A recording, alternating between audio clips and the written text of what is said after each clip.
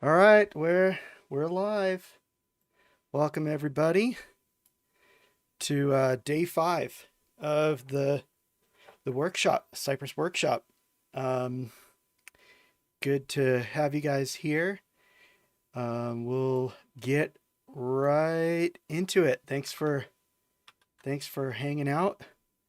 Let me go ahead and bring up my. See, I don't want to save that. Go ahead and bring up my VS Code here and get going with my water bottle. All right. So, um, yeah, welcome. So, if you're new here, we have content on iHeartJS.dev. You can check that out at your leisure. But um, I'll get you the links to that at the end. But we're on day 5. Pull up make sure everything is kosher here. Let's see, where's my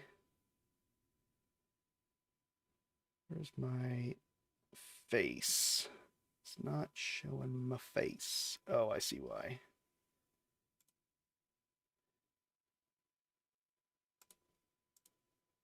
There we go. You guys get to see me too.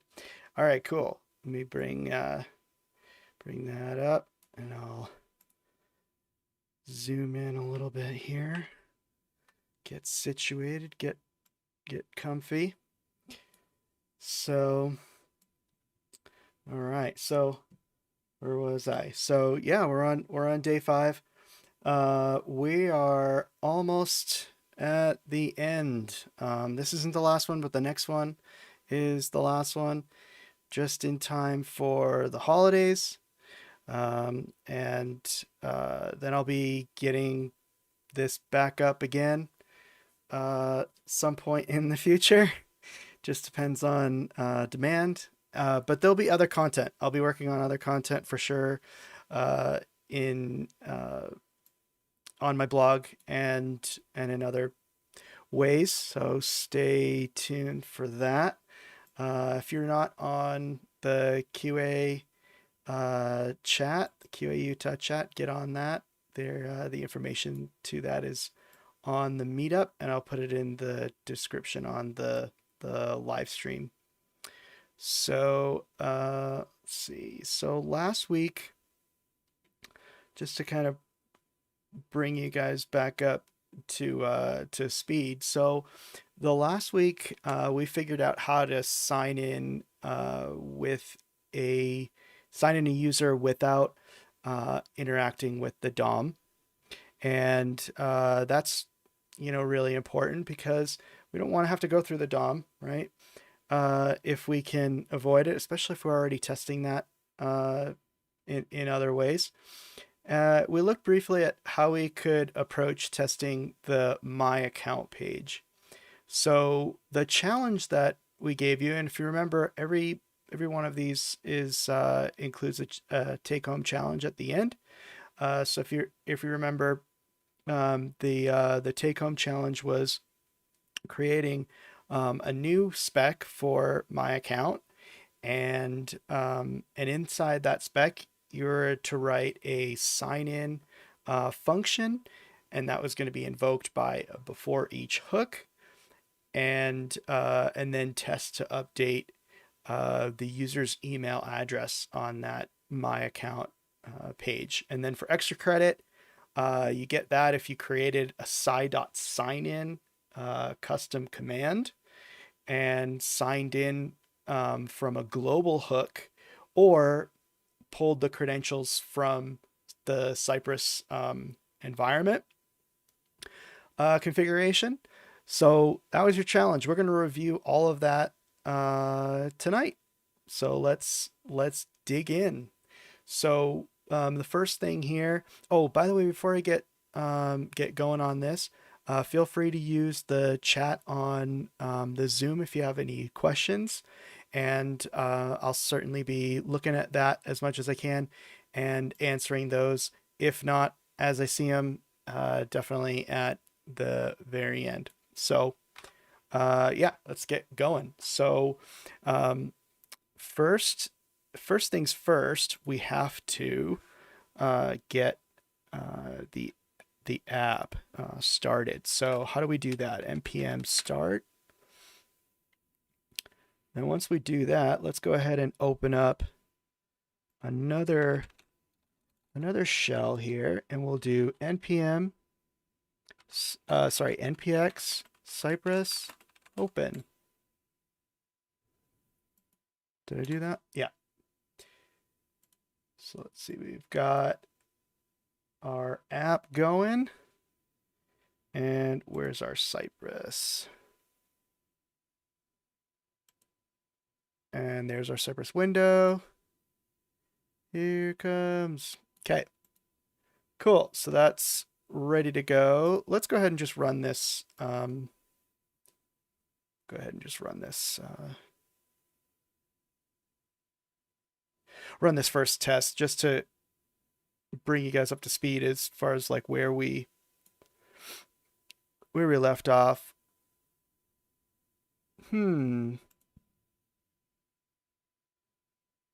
Is there a problem with the app? Let's see. Maybe it's just slow coming up. There we go. It was going. I was just about to press stop. Okay, cool. Here we go. So, all right. So it worked. So we did in the before all. We went here and we visited and we went through all of that, signed in. And then once we got to home, we just clicked on the logout. And then we were back in logout. So what we were doing once we actually got here, or what we're doing now is we're going in and signing in. Let me actually just bring up the live app. So here's our live app. So we're going to go to my account, and we're going to update this this email address to the right one. It should be kalen.homenick@gmail.com, not rebecca356@yahoo.com. So we're tasked with editing that. So we're going to do that. Let's move this over. Okay. So now we've got everything going there. And so the first thing we've got to do, first thing we've got to do here is we have to create this, okay.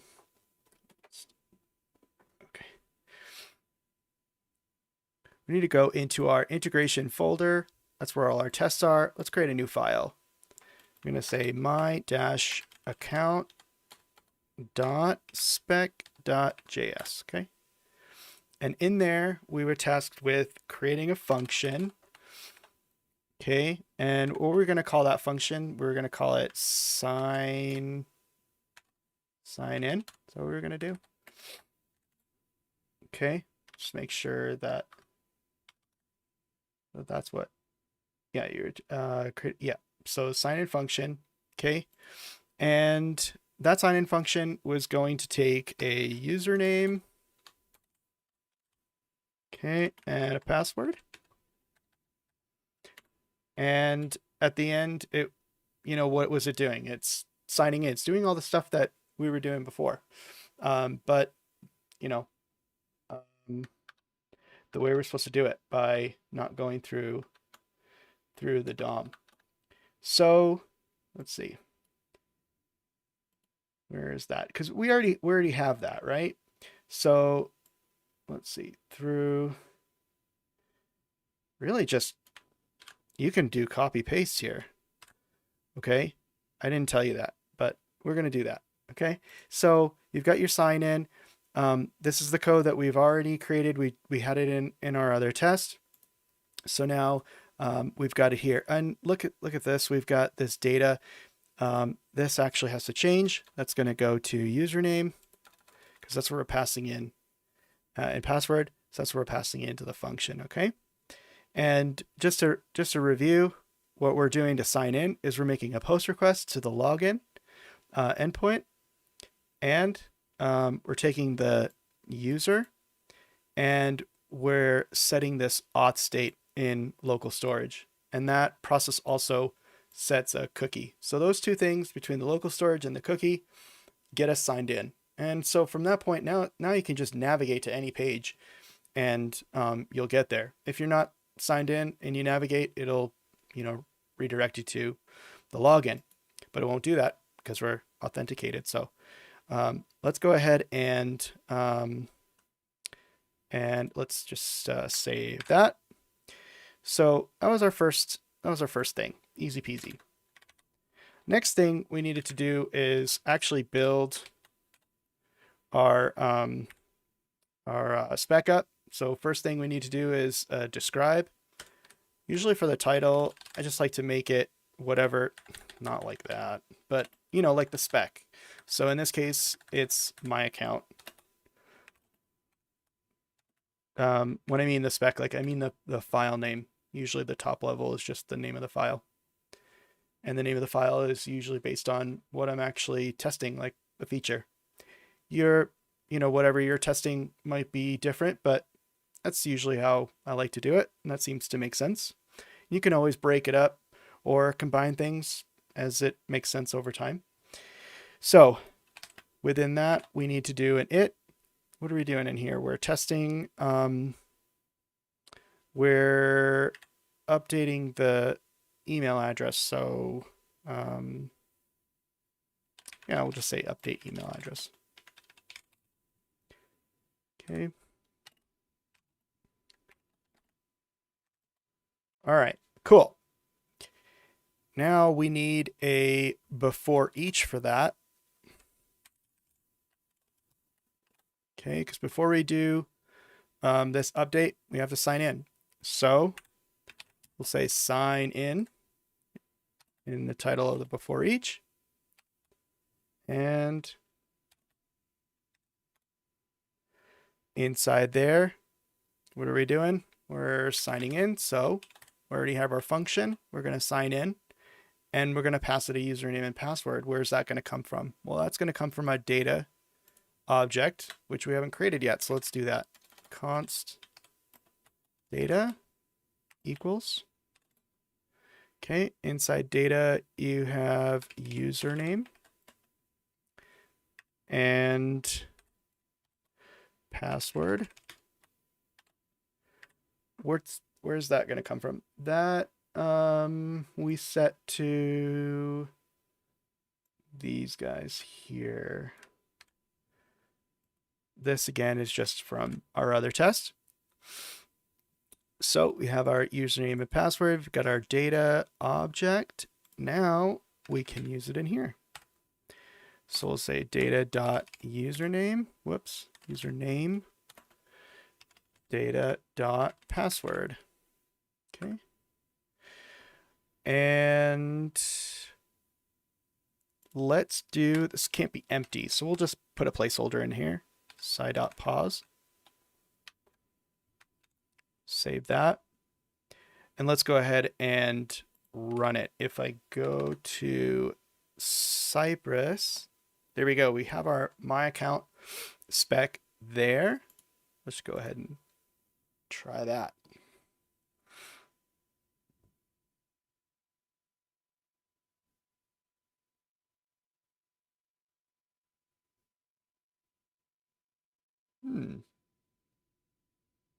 Oh, okay, great. Looks good.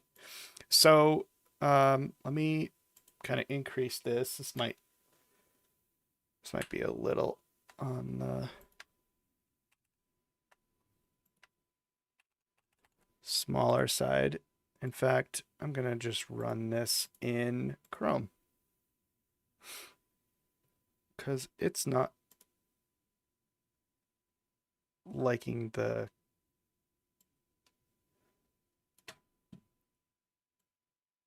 keyboard shortcuts for zooming in, and it's already zoomed in. We're good.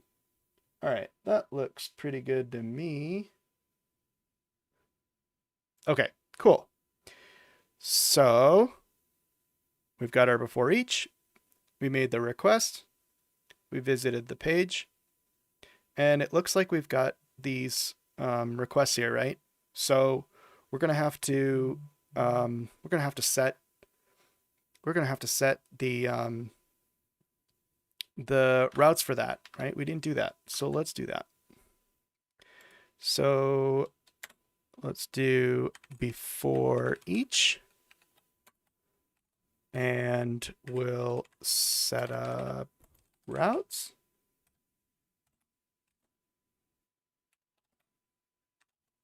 Okay, and this is just kind of like just like before. So we already kind of have this code. So let's just go ahead and pull these in.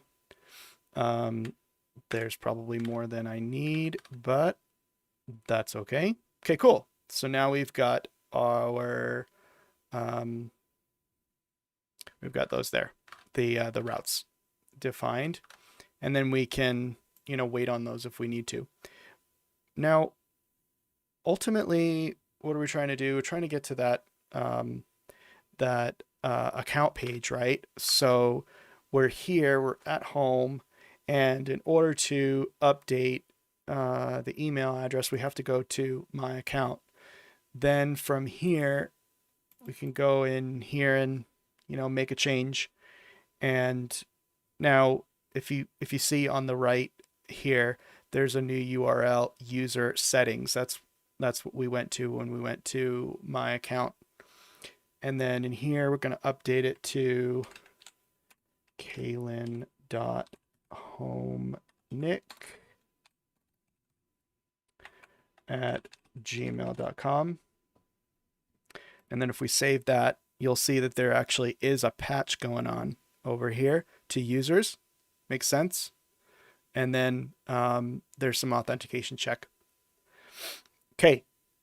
So that it helps to kind of go through it manually before you start writing your automation. So you kind of have an idea of the flow, what the steps are that are involved, and also you can see, because we're doing it inside of the Cypress runner, you can see on the left, kind of what's happening, so that you can make assertions on that or wait on those things or whatever.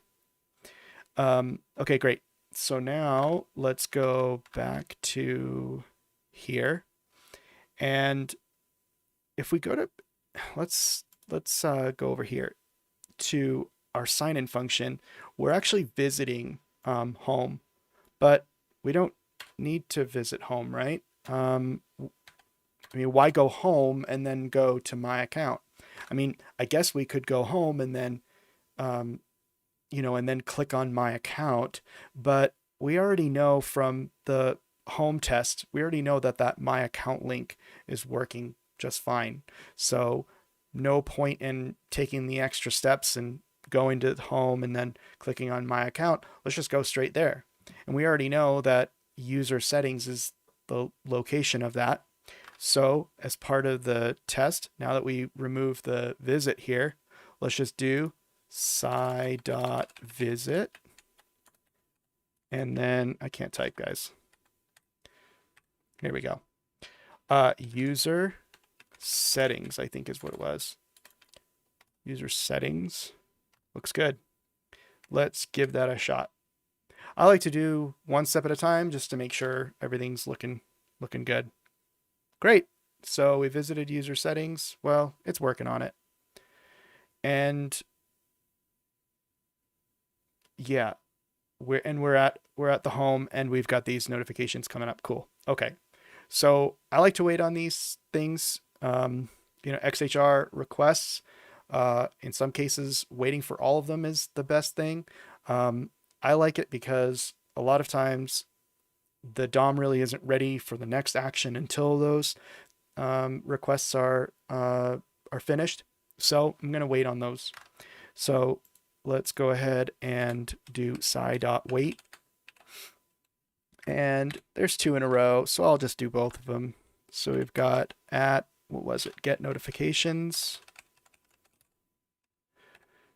and bank accounts.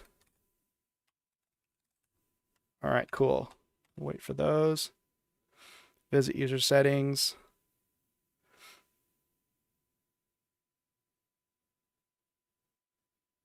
What did I do wrong here? Get bank accounts. That's where I screwed up. Get bank accounts.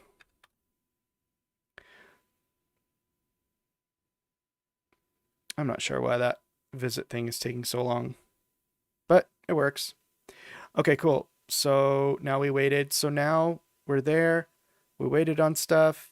Now we have to change this. We have to update this email address. So what I like to do just to get going, it's quick and easy, is just use the selector playground, go to the thing that I want to make a change to.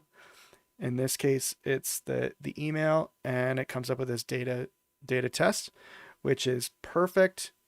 Maybe it's not perfect. I think there's a better way, but for now it works. Print console, copy to keyboard, so clipboard. So we're gonna do copy to clipboard, and we're gonna put that down here, and that gets us the get, and then we need to type something in. So we're gonna do type. Now, just like with the sign in, we need to get this data. We don't really want to hard code the data. So let's go up here and do email and say it's what was it, like Kalen something?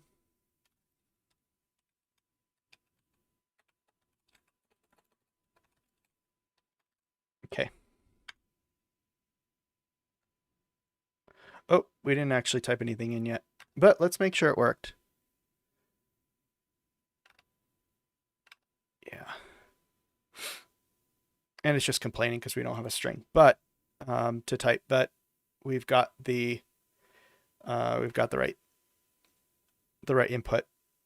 So let's do data.email. Okay. And then assuming that works, now we can get the button. Uh-oh, we've got a problem. I kind of remember this from before. I've tested this already, but I actually did forget. It looks like it's actually entering it in twice here. So we need to, because what it's doing is we're going to that input and then we're typing it in. We're not actually clearing it. That's something that we didn't take into account. It does have that Gmail already in there because I went through it once and changed it, but that's okay. We'll pretend that I didn't and it's still wrong. So before we type it in, let's go ahead and clear it. That's done with .clear. So we're going to clear first, then we're going to type in. So let's do that.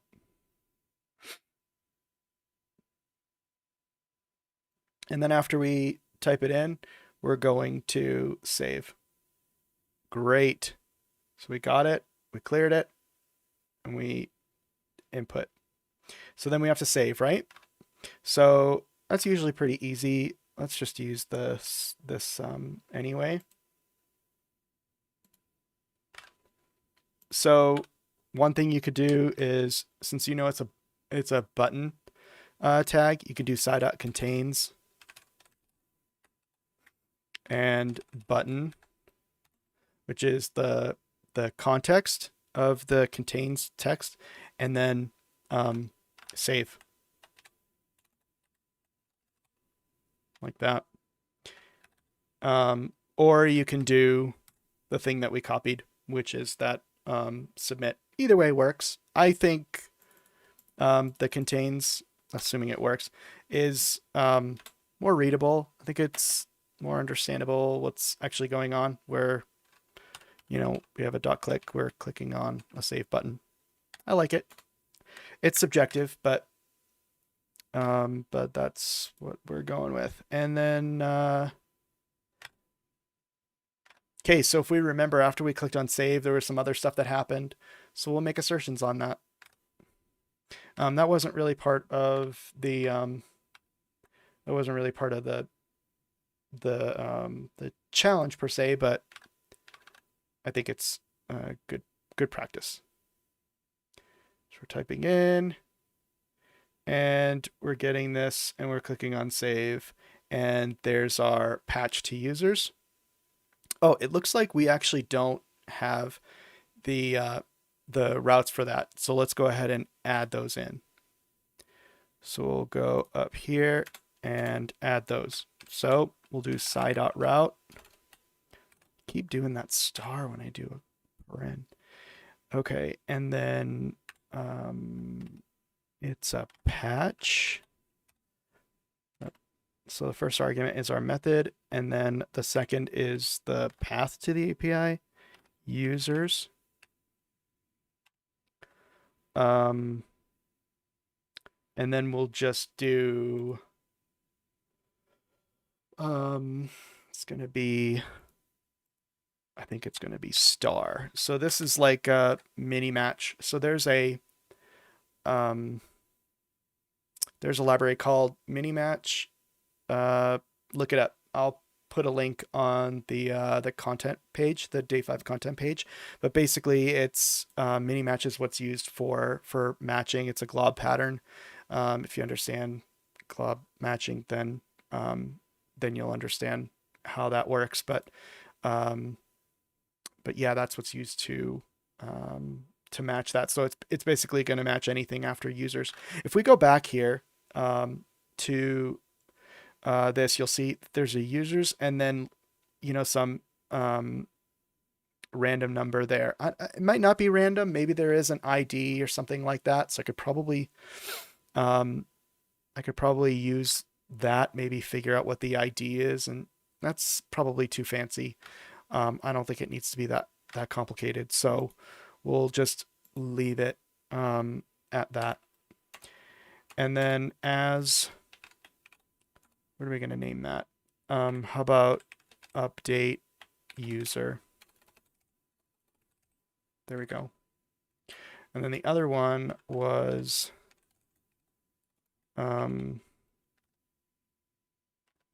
check auth. So it was a get and then check auth. And then and then we'll just call it check auth. To be honest, I don't really know why it's doing that, why the app's doing that, but it's doing it. We'll wait on it. Why not? So let's go ahead and save. And what I'm expecting is, just like these ones have the alias next to it, I'm expecting that to have an alias as well. Okay, great. So we've got our aliases. Thanks, Peter, for the link to iheartjs.dev. Appreciate that. Okay. So we've got those. So now let's wait on those. So we go into our test. Oops. And let's do sci.wait. And again, we'll do an array and do update user and check auth. Yeah, that looks good.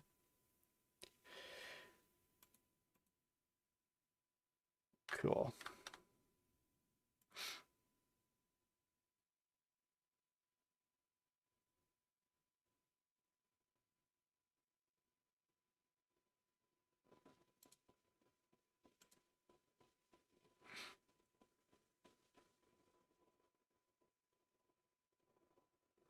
Okay, great. Looks good. Got our button. We're waiting on stuff. Looks great. So what can we do that's better than this? Can we make it better? I think we can. One of the things that that our application's doing is we're we're making a call to, the API, and it looks like everything is saving okay.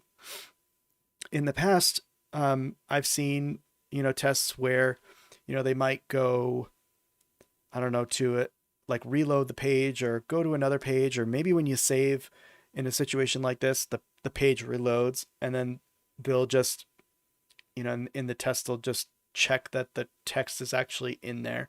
Um, I think we could do even better than that. We're making an API request. Let's just check that that API request is being sent. I mean, that's the responsibility of the front end. Um, at that point, it's the responsibility of the back end to send that information back. At this point, we can assume that whatever we're receiving from the back end, in response to a get or what have you, that our application is reading that. So in other words, we've done a read, and and everything is appearing in there. We're at this point where, we're testing the edit portion. So let's check that when we make that patch, that that the email address is in that patch, and it's correct. Okay. So how do we do that? Well, let's go ahead and bring up dev tools, and let's click on this guy here. So here's our update. Here's our request. And the request is body. And there's our email address. So, as a manual assertion, that looks good. We're actually sending the right thing to the back end. So now, if we go to our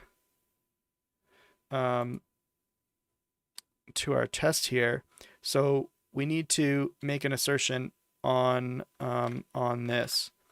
Now, we're using the weight to do that. Now, this weight that we're using is we're passing in an array, we're passing in two things, and it's yielding an array of both of those XHRs.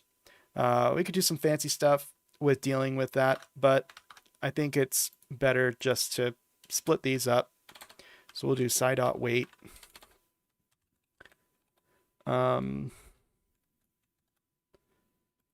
And we'll just take this guy, and I'll just do it this way. Put that in there, and we'll do some of this. We'll see what happens when you try to save time. I'm like uber lazy, so I always try to do these shortcuts, and it ends up taking longer than if I just typed it out. Anyway, I digress. So we've got update user, and that yields a response. Well, hang on. Where is it in the response? Let's actually dive into that specific thing.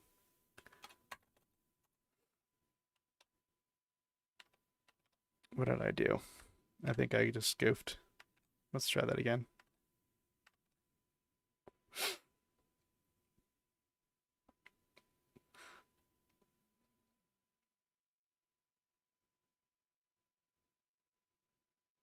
All right. Here's our weight for update. And here's what it yields. Okay, so this is what's being yielded is what Cypress considers the subject, okay, that's being passed from the weight to whatever you're chaining to it. Okay, so let's go to request body and email. If I do copy property path. Okay, so what we want to do is we can use its. I like using its. It's basically just grabs whatever path you throw at it, path in the subject. So we've got its request body dot email, and then dot should, And then our chainer is equal data dot email. Let's give that a shot. So we've got these adorable IO avatars that are trying to load. That's why it's taking so long to do the visit. All right, awesome. So now we grab the email and they match. So the email address that's in the request matches the email address that we set in the data object. Okay. So cool. Let's go back to the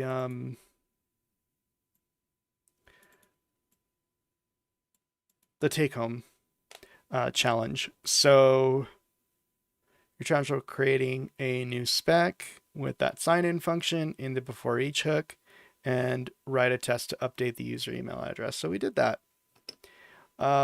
And then the extra credit was creating a sci.signin custom command. So, and then signing in from a global hook, or pulling credentials from Cypress environment configuration. Which one should we do first?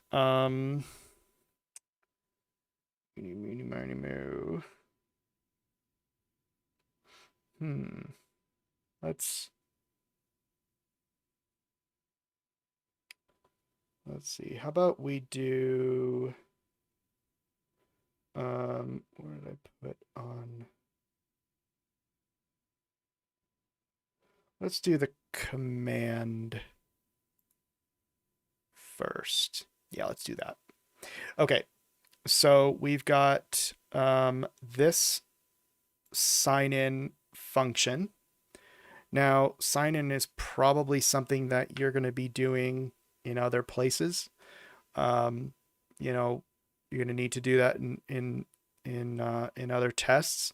Now, what we could do is we could pull this out of our test and do an import. So, like import sign in from, like say it was like utils or something like that, right?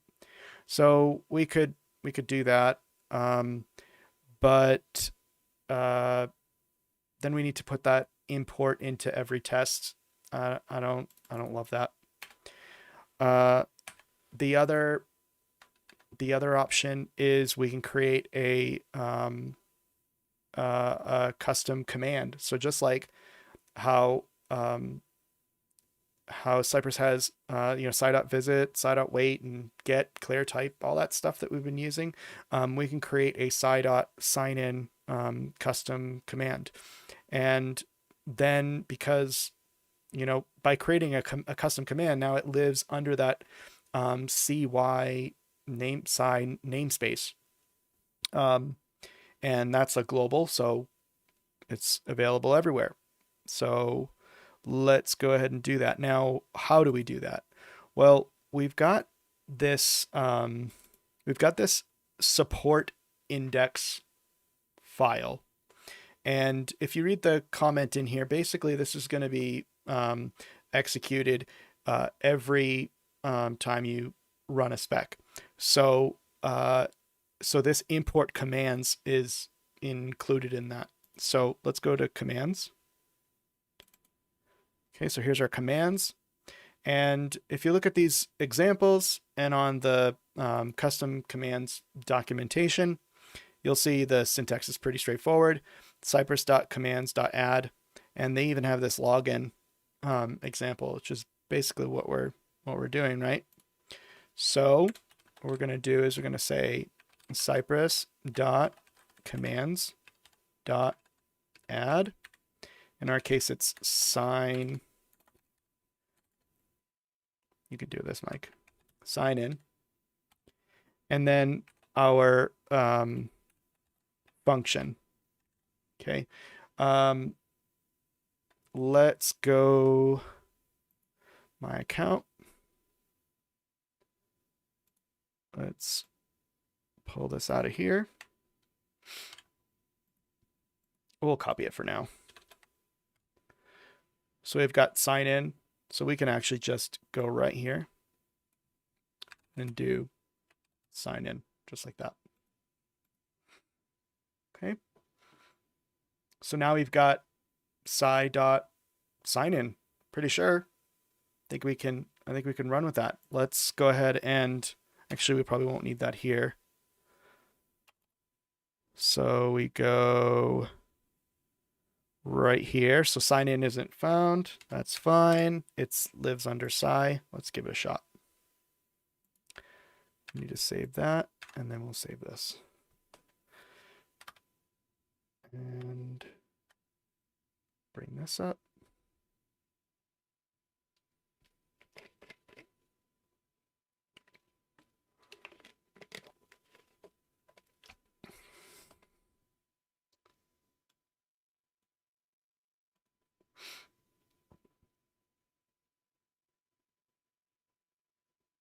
Looks good to me. So we've got our before each, makes that request. We're able to get to user settings. So it works. It works. So what do I usually say? I say, can we do better? Yes, we can, right? In here, in this before each, we've got this request and it's body.user. We can actually make this a little more user-friendly.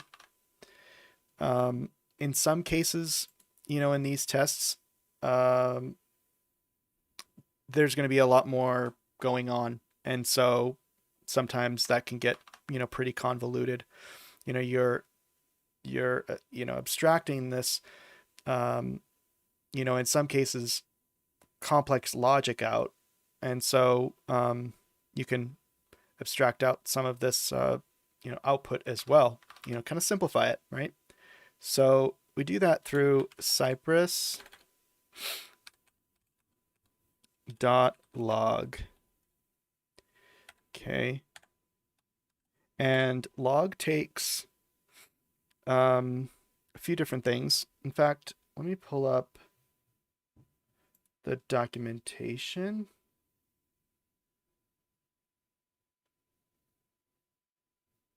Let's see. Okay. So here's the Cypress docs. And actually, no, I'm in the wrong place here. Am I? Cypress? No, here it is. There we go. All right. Here's commands for what we just used to add the command. And this is log. So cypress.log takes a few different arguments in that options object. The element, in this case, doesn't really apply.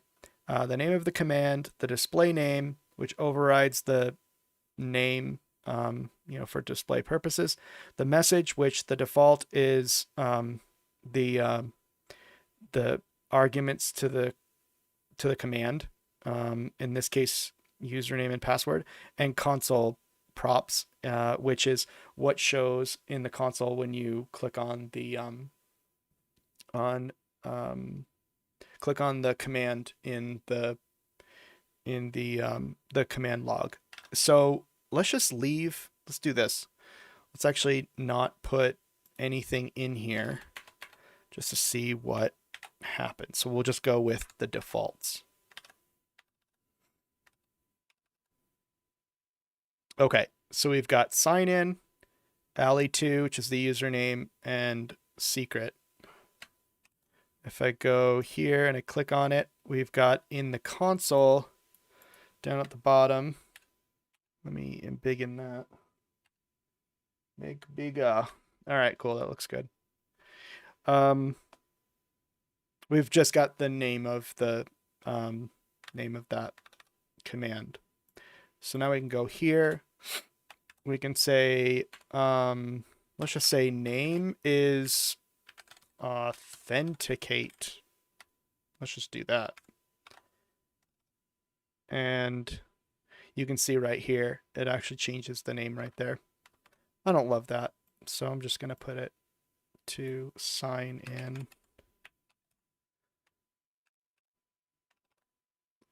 Which is the same as the default. And then the other thing that was actually kind of fun was the console props. Console props is a function. I think the shorthand is this. Yeah. And for console props, basically whatever you return in this function is what will appear in the console. So I think it's funny that it put username in there, but I was going to say what I think really makes sense here is the username and maybe the password, I guess, if it's secure. I don't know. Let's just say that it is. So we'll say that. I mean, it does show it here, but that could be helpful to have it in the console as well. So you've got username, password. If you have some other information that's important, like I could actually, I could do this.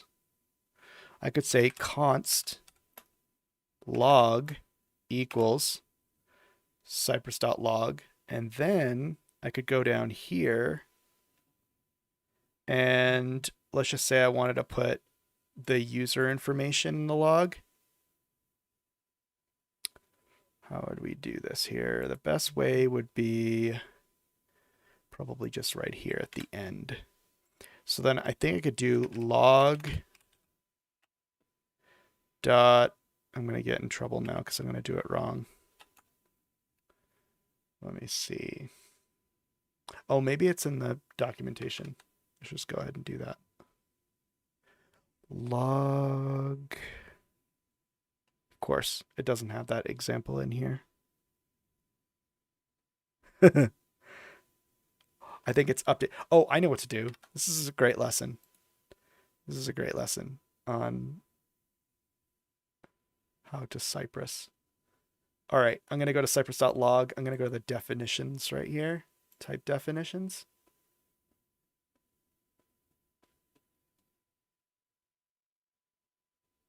Okay, so it has a set. It has this set function. So I'm going to go to here and do log dot set. Yeah, right? And then set takes the options. And I want to do console props. And I want to return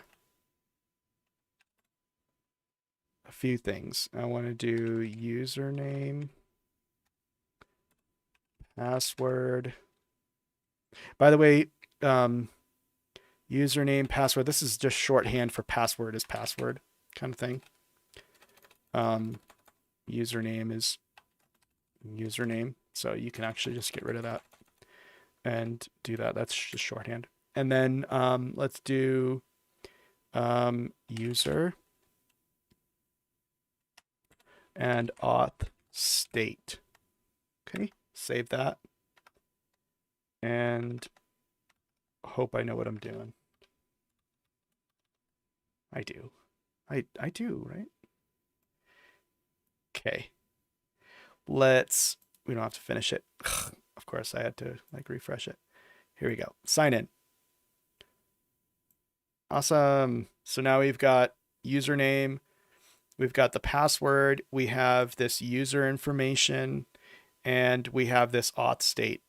So reason why I like putting this stuff in the in the console props is because sometimes you kind of need that information. Like if something goes wrong, it's better to have that in console props than to go and put all these console log statements when you're trying to debug stuff.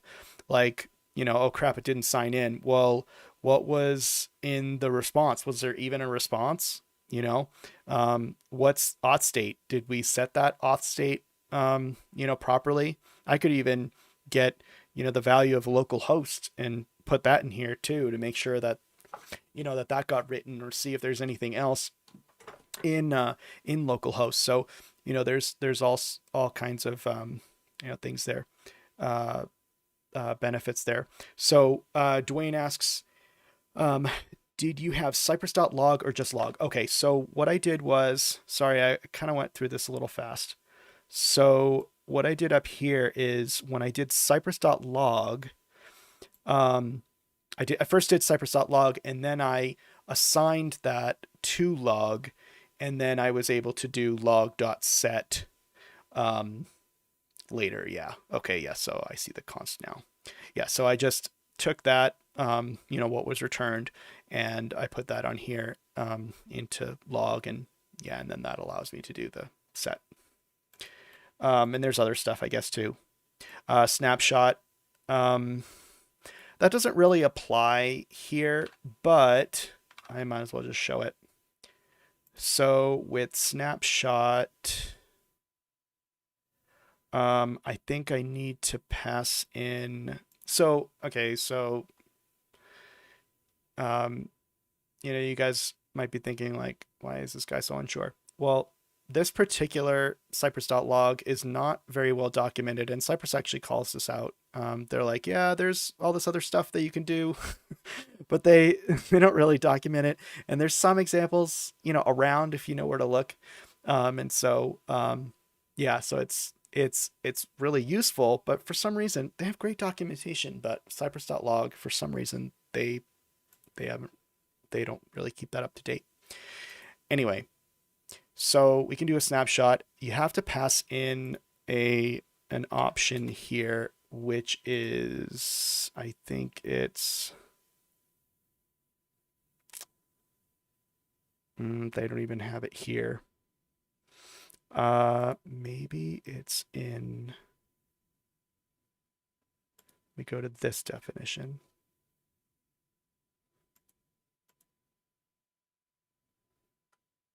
Yeah, they didn't even update it in here. It's basically something to say, don't automatically end this. Oh, maybe it's called auto end. I think it's called auto end or auto finish, and then you have to set that to false. Okay.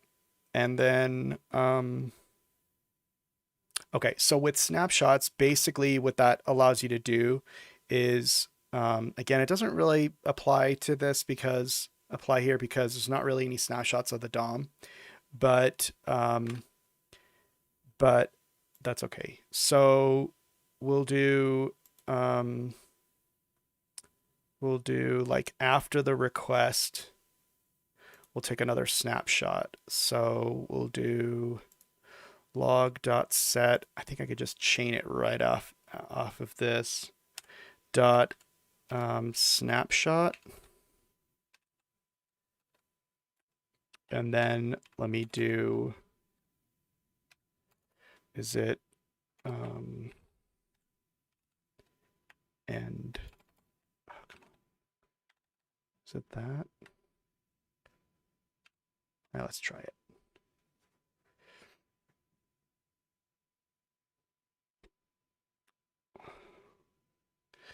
Okay.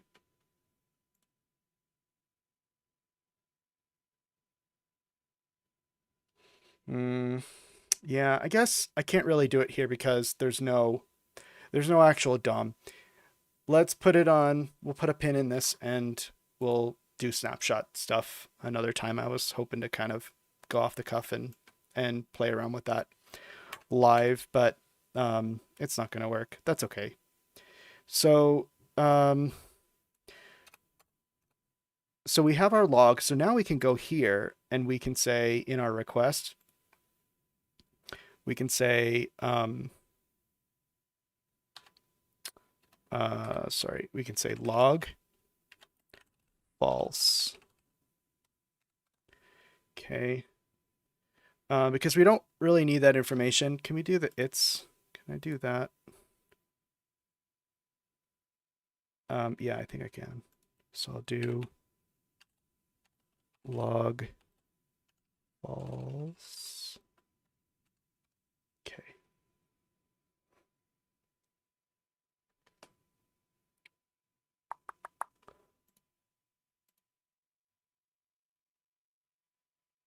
Okay, great. Yeah, that looks good.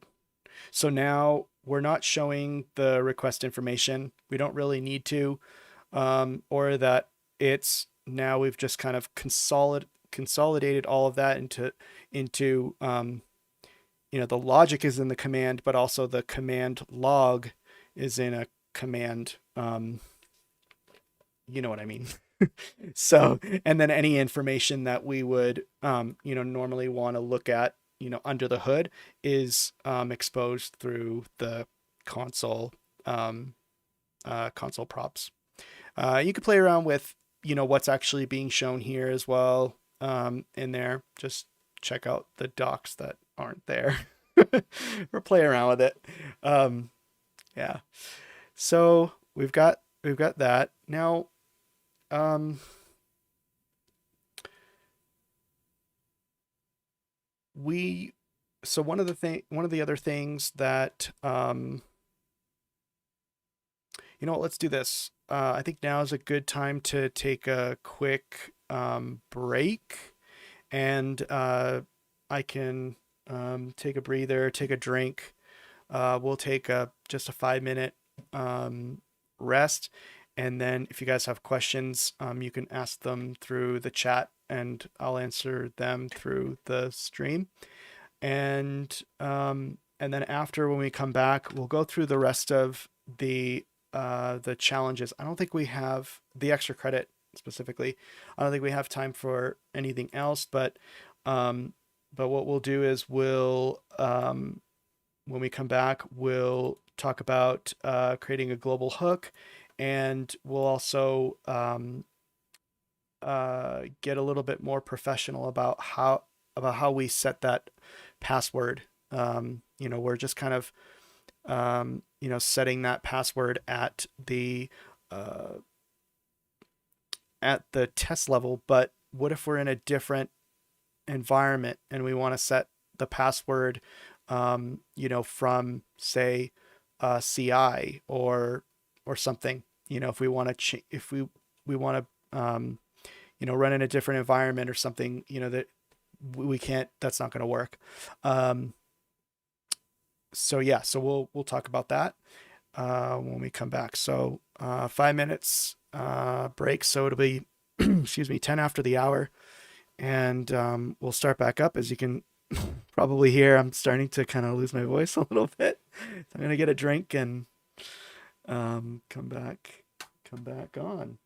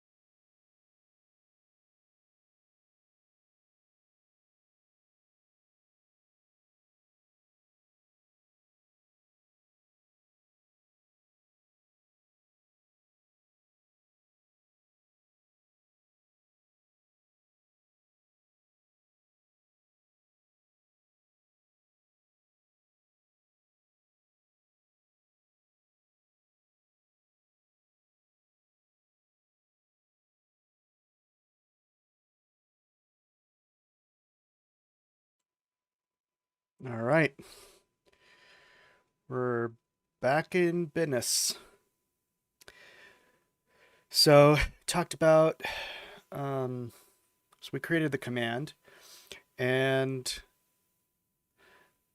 we talked about creating a hook. So what is that? A global hook. So um,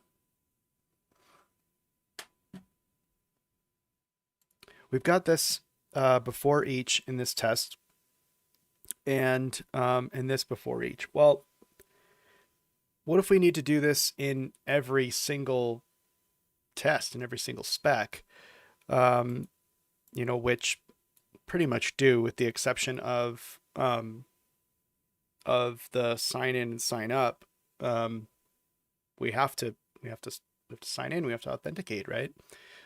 So what we can do is we can actually, if you remember, in here in this support index file, uh, it loads every time you load a spec. So since it does do that, what we can do is we can actually add a before each here. And by doing so, it then applies to every spec. So let's go ahead and do that. So we can try sign in. And what's the function? And sci dot sign in. Now we'll need to get, let's do this. You know what? I take that back. I'm just going to, I won't want to do this. Yeah, let's put this here. Let's put this here for now. And we'll say, we don't need that. Data dot username, data dot password. Okay. So now if I go in here, theoretically, I should be able to get rid of this.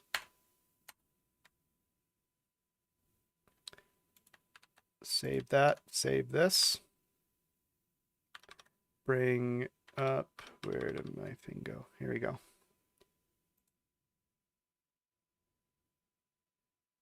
And it works just the same.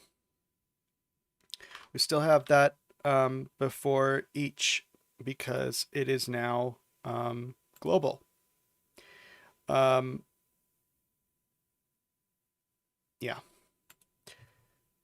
What I was going to say was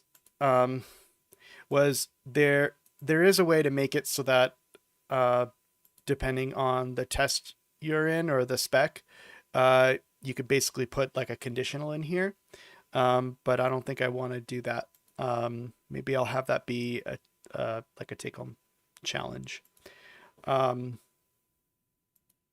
Yeah, I'm gonna sit on that for a bit. So now we've got our before each. Well, we also need to set up our routes too. So why not do that? And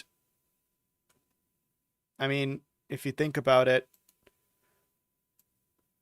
we could even put that in the before each. I'm gonna make that the take home challenge. Did I plan this? Let me see if I put that in the. Yeah, I did. Yep. So part of the take home. By the way, what I'm referring to here is on the iHeartJS .dev. For each of the days, there's actually content page for each day. So for today, there'll be a iHeartJS.dev/day 5, day-5. And you'll be able to see all this on there. Everything that I'm going over will be on there. Sans images. I didn't get the images up there, but they'll be coming. And also the take-home challenge. So anyway, so we've got are before each. Now, if we want to, um, now if we want to, we can make the username and password uh, input through Cypress configuration. So what do I mean by that? Well, um,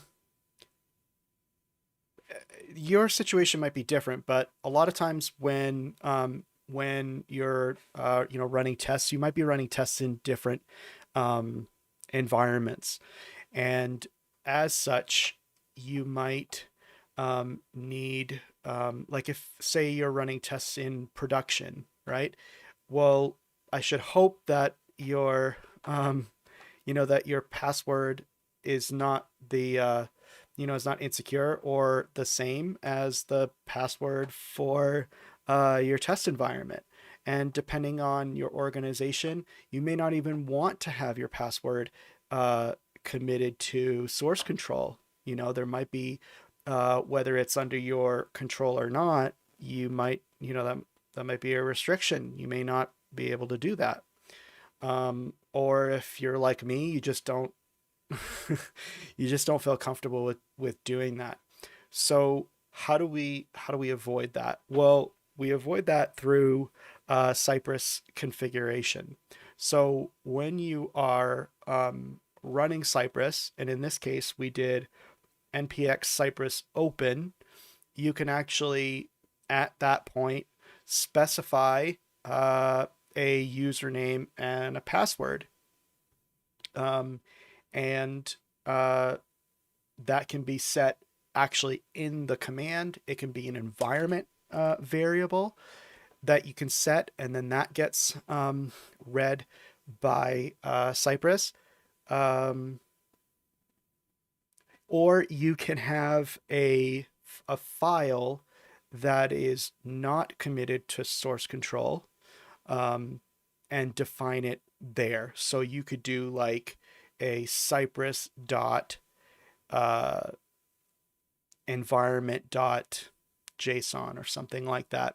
Um, you can read more about that type of setup, but for now, the way that we'll do it um, through the actual command. So let's go ahead and do that. So if we go down here to Cypress JSON, so this is where your environment variables are set. So I can go here and do env, and inside env, I can have whatever I want. So Cypress is going to read environment variables from the env property, but you can, but inside of that, you can put whatever you want. So in our case, we're going to do default default username, and that's going to be, I forgot it already, this right here, this alley2, and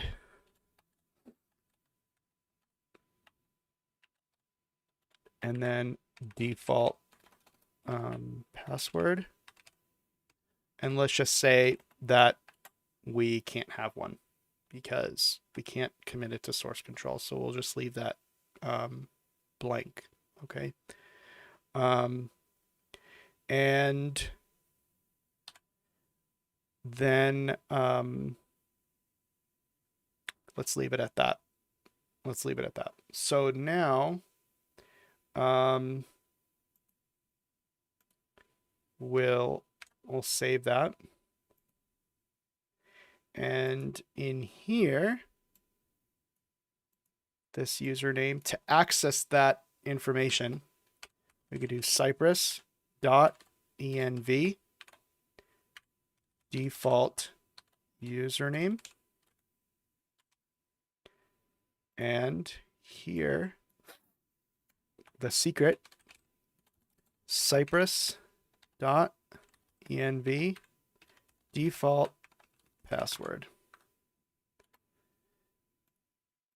I mean, default password is probably the wrong name, the wrong naming there, but what I mean is the default username's password. You might have different usernames, whatever, we're leaving it at that.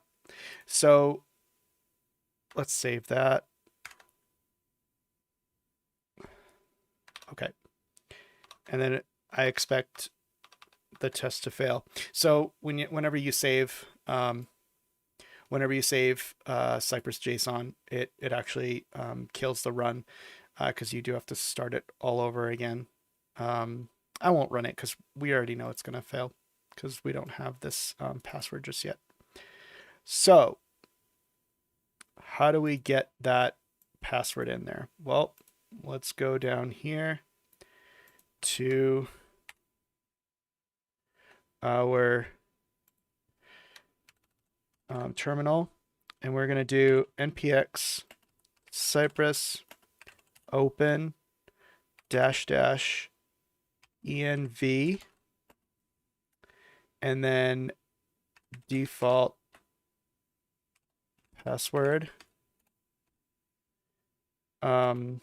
is what is it, secret, like that. That should work. Actually, I think it has to be equals, like that. All right, let's give it a try.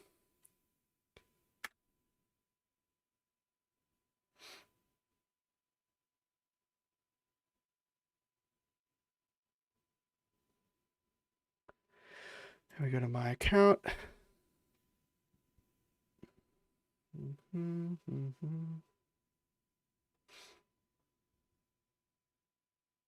Cool. We've got our sign in and we've got our secret. Now let's just say that there was a problem, right? You could actually do debugger right here. And well, I've got to have this open first. And there's our data object, and we've got the password and the username. If I want to, I can actually go right here and I could do data and I can access it. So if I wanted to do data, like if I wanted to see what data.username is, I can do that. If I wanted to do cypress.env and just get everything, I can see what my environment is. So I've got my record key. Oh, that's a, oh, I know what that is. Yeah, that's actually my record key for my day job. Probably shouldn't have that there. It doesn't show the whole thing, thankfully. And then I've got, so that is set as my environment variable. So we'll actually get to that. And then default password and default usernames in there. So looking good. Looking good. So another thing you could do is if you go to settings and configuration, you have this. So this is huge here because, oh, can I make this bigger? Let's see. I can't. I'm sorry.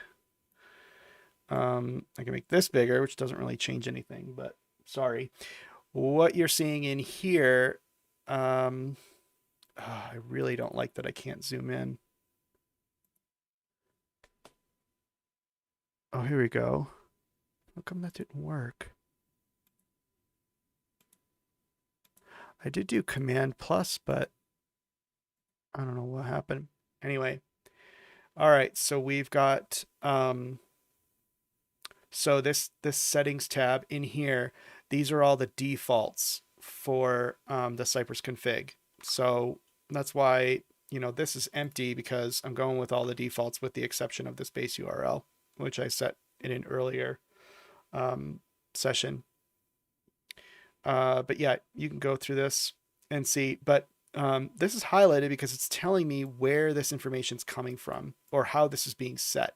And this is being set from from cypress.json. If you have an env file, cypress.env.json, that you're not including in your version control, and you're setting it there, um, you can do that. So let's just say you have some integration, and or that's too convoluted. Let's just say that the environment that you have access to is only you have access to it, or rather, you only have access to it through your own individual credentials, right? And every other individual that has access to it has to use those specific credentials. Super secure. You can't use anything generic because they want to know, who's doing what maybe on that environments. They want to be able to track that. So you might have to have that file, cypress.env.json, with the credentials in there on your own personal locked, secure machine. And then Cypress will pick it up through there. So you can set it through the Cypress JSON, the environment variables, CLI. So let's see, where's my env? Here it is. So this record key that I have set up on my personal machine is highlighted green because I have it in environment variables. And then this alley2 is coming from Cypress JSON, and this secret is coming from the CLI argument. You can also get it from a plugin, but that's another show. So let's stop this. And let's say we want to set it as an environment variable. So as a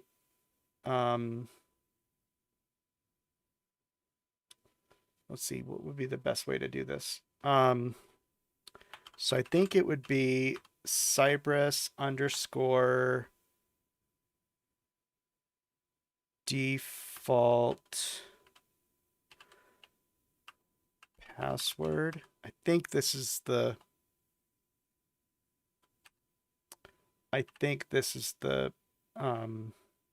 syntax for it. And then secret. And we can debug it in the same way, right? To make sure that it works. And then we've got Cypress. Oh, sorry. npx Cypress open. Let's give that a go. Now, what did I do?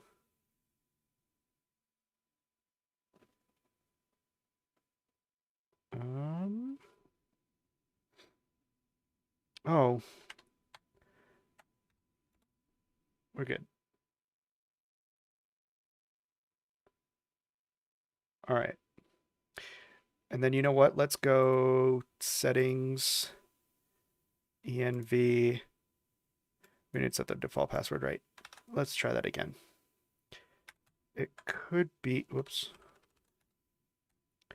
It could be just like default password like this, maybe.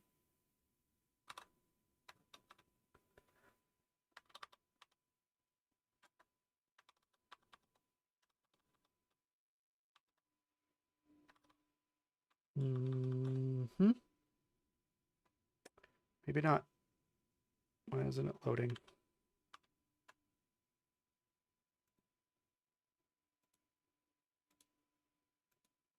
Did I lock this up or what? Okay, let's go to our documentation and look it up.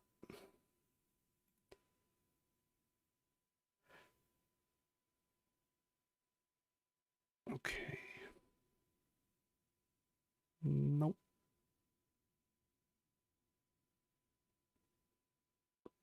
Let's see. Oh, I think it's under CLI. or not. Cypress configuration, no.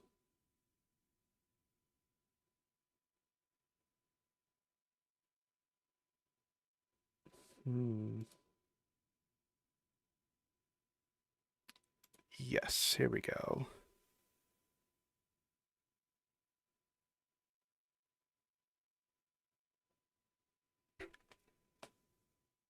So we should be able to use Cypress underscore.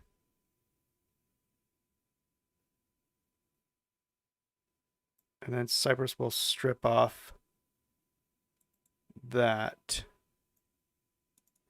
So hypothetically, that should work. Oh, maybe I.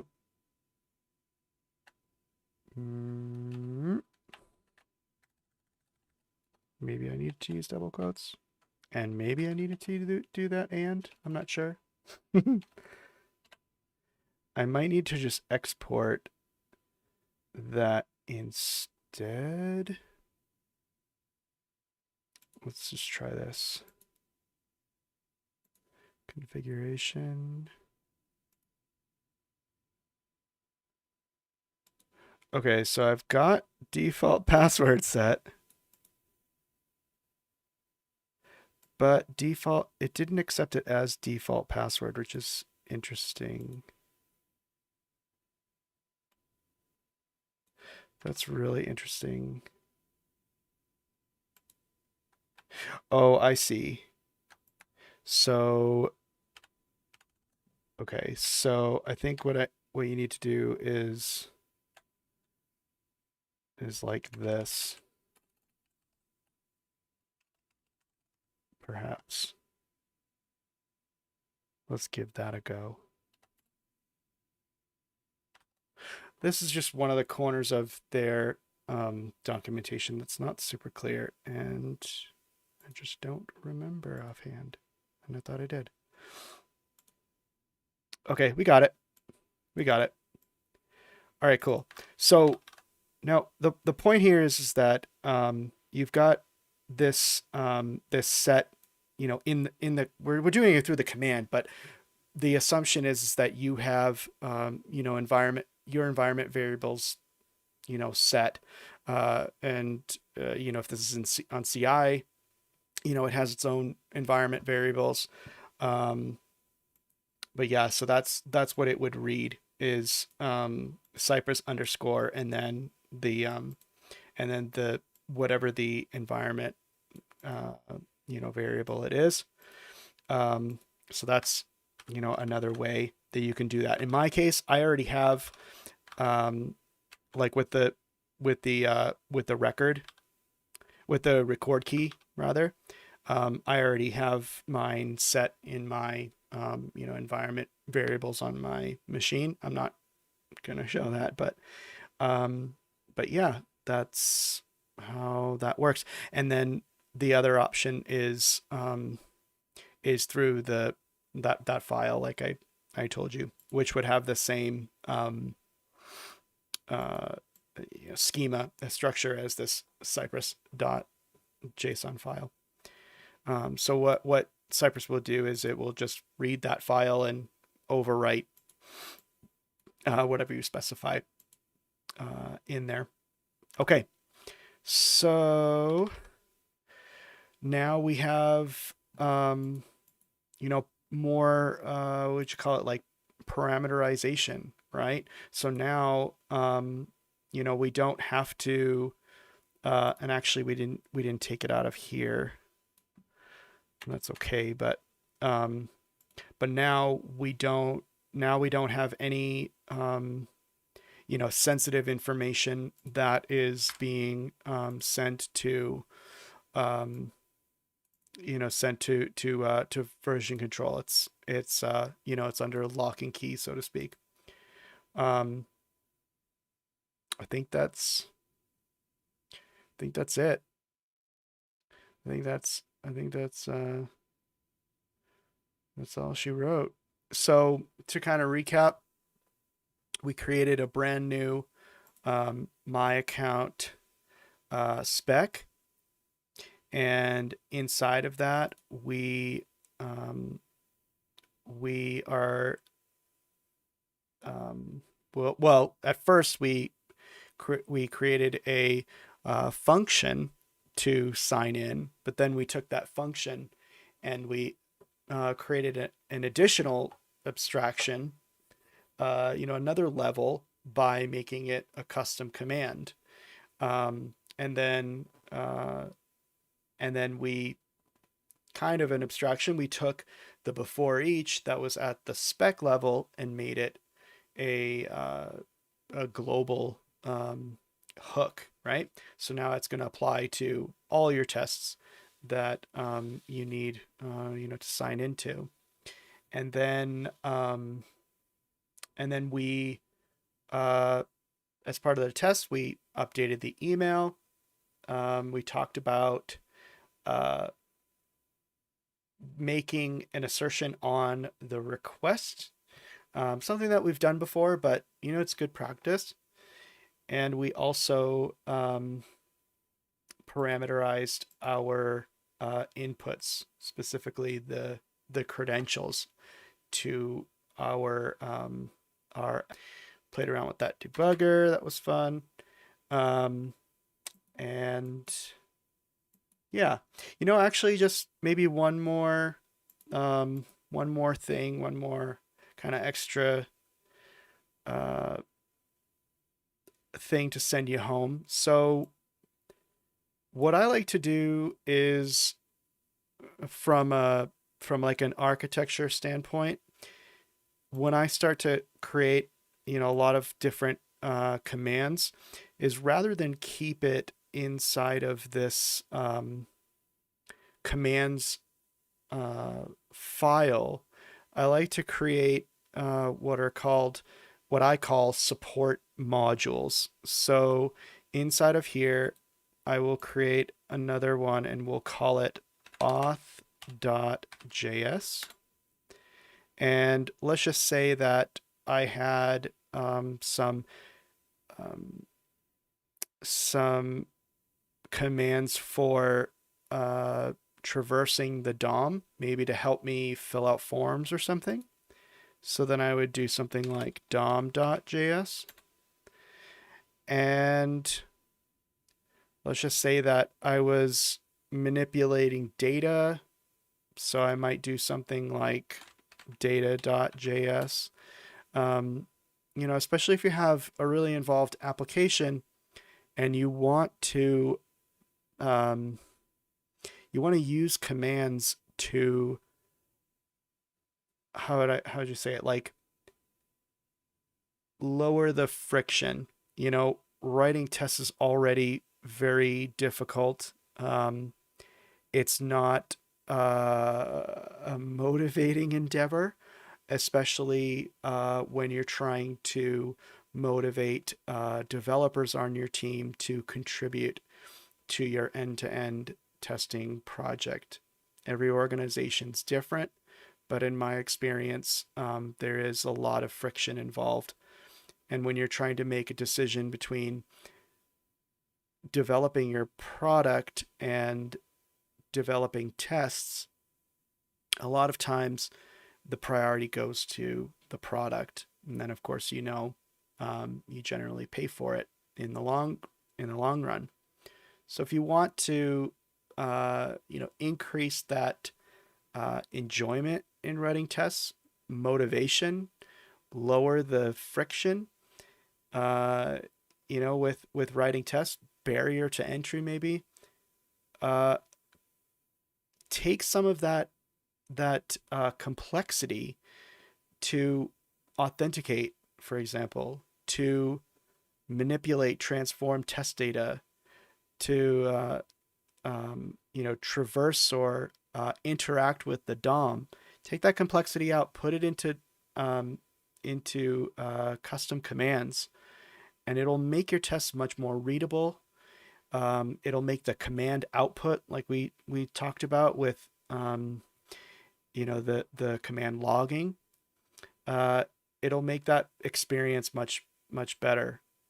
So with that, you're going to have a lot of different commands that do different things, and it can get really unwieldy.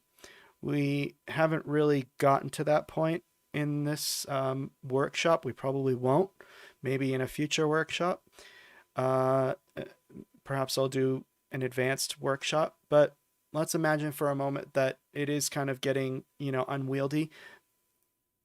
We want to be able to easily, manage those. So what I recommend is creating support modules, a place for all of these different functions to live and to keep them organized and maintainable. So in the case of our sign-in, we would use our auth.js, uh, and we might do something like export function. Well, we already have our function, right? We have this sign-in. So let's just go ahead and grab this and go to auth. Let's just do that. And we could do default function, but let's just do an export like that. And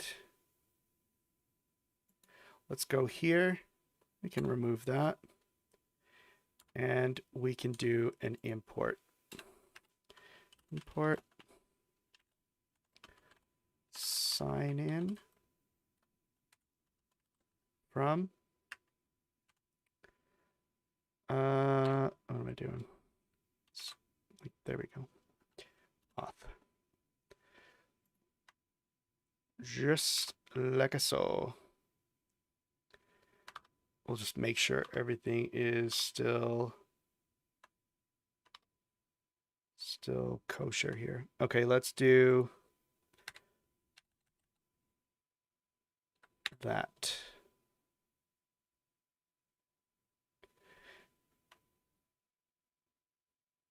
Okay.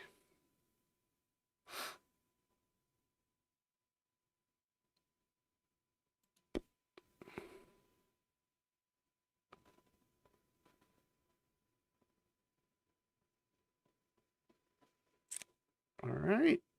Looking good.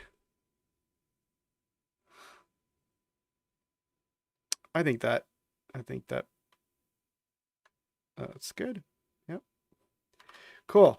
So now we have so now this file basically is just for uh setting up all of our commands, and then we can import them from the appropriate place. In this case, I've got username here. Another thing I might recommend, this takes up space, but when you have individual modules, it's no big deal, is to use JS docs. So with JS docs, you can document your code in a standardized way. From here, with the JS docs, you can use it to essentially for intelligent code for the IntelliSense in VS Code. You can pull this information in. You can also create a definitions file as well. So there's lots of benefits, but first and foremost, documenting your code is super important, especially these modules. If somebody needs to go in here and fix something, refactor, debug, whatever, you need to explain what's going on. And so it's super important to do that. I highly recommend looking into JS docs. So the way I like to do it is name of the function, sign in. I like to put a I like to put in a description.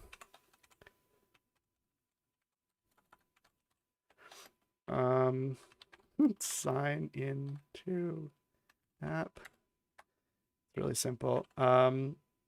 This is a member of Cypress dot chainable.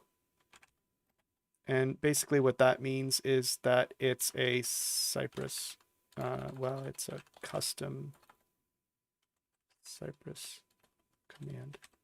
Okay. And then this is the parameter. It is a string. Oops. And it's a username. Pretty straightforward. This is the password. And the password is also a string. Okay. Let's see. We could set defaults. Like we could have this fall back to like something that I might do. I'm just kind of going off the cuff here, but like I could do something like this, cypress.env. And then put my, default username and default password here. And that way, when I go to call it, like from my index right here, I don't even need to specify this. I can just do sign in.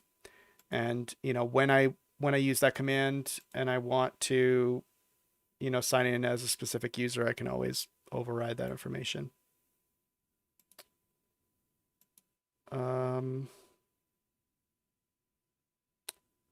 Where was I? So we're back. Oops, back here. We won't do this for right now. Just kind of thinking out loud there. Okay, and then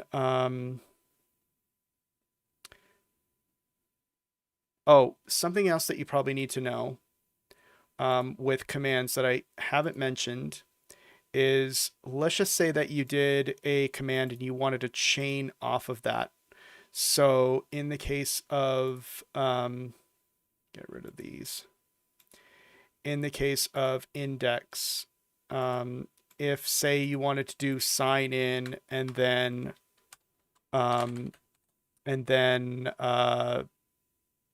something, you take whatever that returns and you do something with it. Well, we're not actually returning anything, right? So if you want this to be chainable, you're going to need to go back here, and this sci command, you'll have to return this whole thing. You have to return this.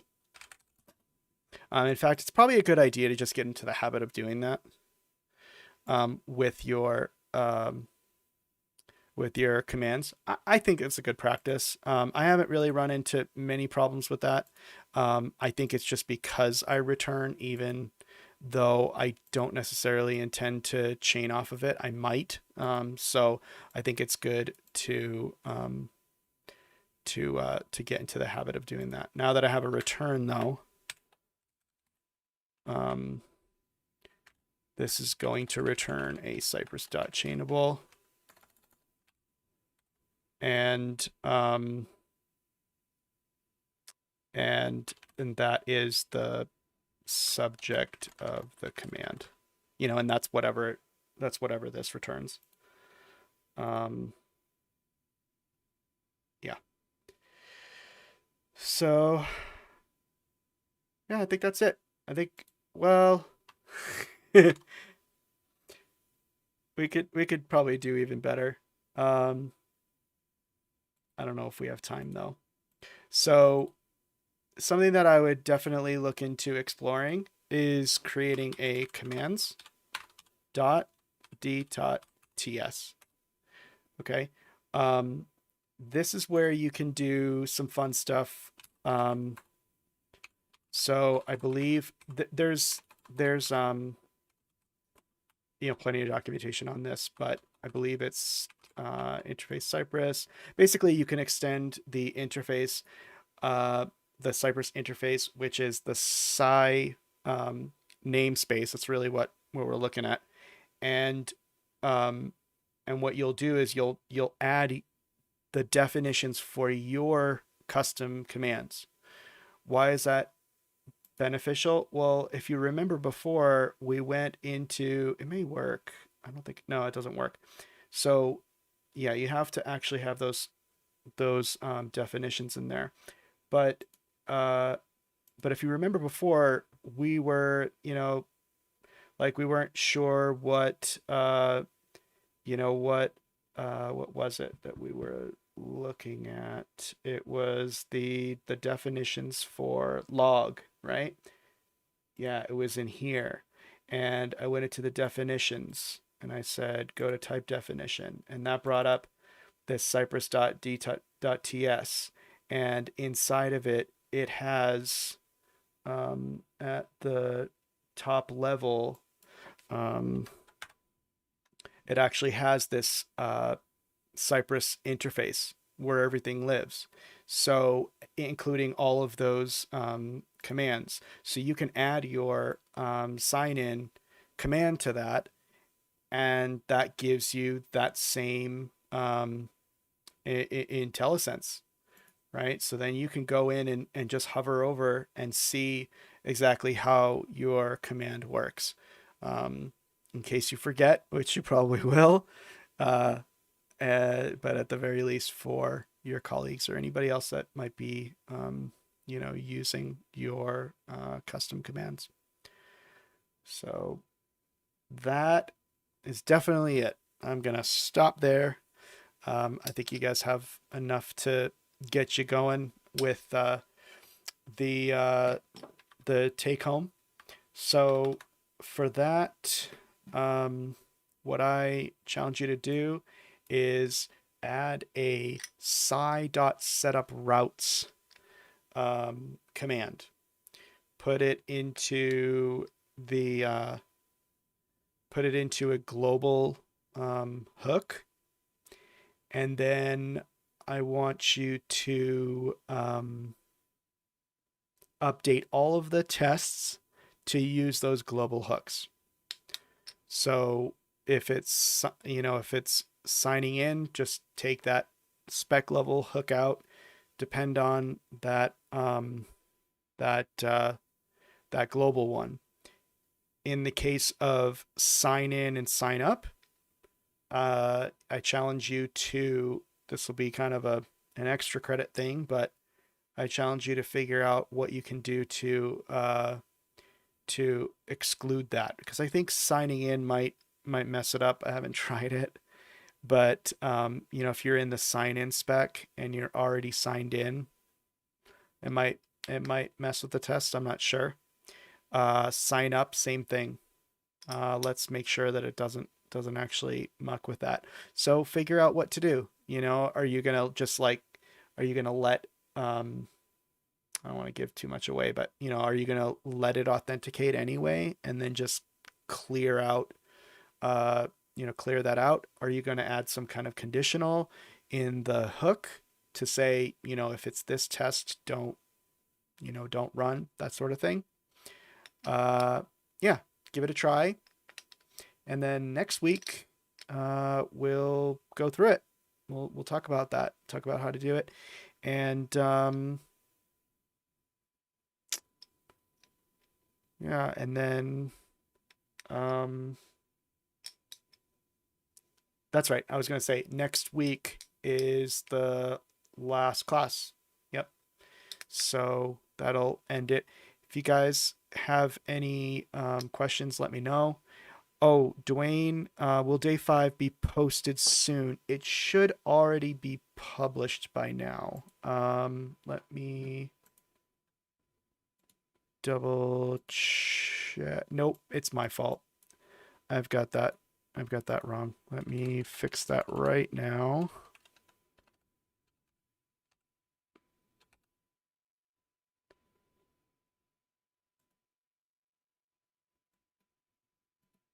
Okay. Let me update that.